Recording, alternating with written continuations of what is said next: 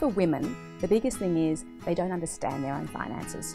They're relying on their partner, someone else to look after them, and at the end of the day, no one cares more about your financial future than yourself.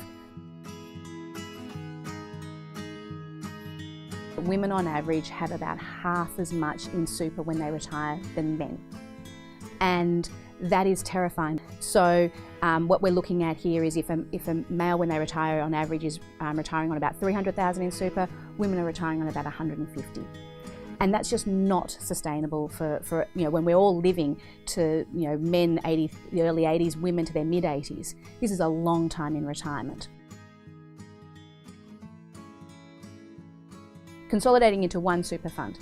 And then the next thing is, well, how much are you paying for your super?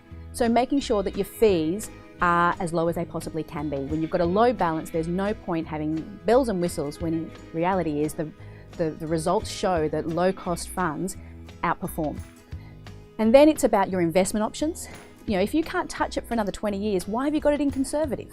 You should be going for growth because you can't touch it for another 20 years and then it's got to last you 20 years. So focusing on your investment strategy as well. And then finally, it's the contributions. So your employer is putting in their 9.5%. Now the key thing here is make sure your employer is actually doing that. For a lot of women who are working in small business or in industries where employers aren't necessarily keeping up to date with all those payments, you need to be vigilant. Even if you're a woman that doesn't have a job, you can still have a super fund, but you don't have an employer being forced to put 9.5% of your salary into it.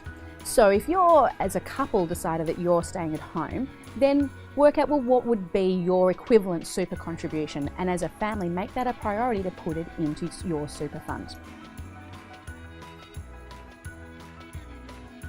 So we have a long lifetime that we have to support financially, and we don't want to be relying on the government to do that. So doing the homework now to building up your retirement savings in the future is really important. If you leave it until you're in your 50s and 60s, yes, you can do some good things, but you can do so much more when you're younger. Similarly, also work out, well, what's a realistic lifestyle in retirement? We'd all like to be able to travel the world every 6 months, for 6 months, but the reality is the money is finite. And so being realistic about what your lifestyle is going to be, which means then you can then ensure that it's going to last for as long as that.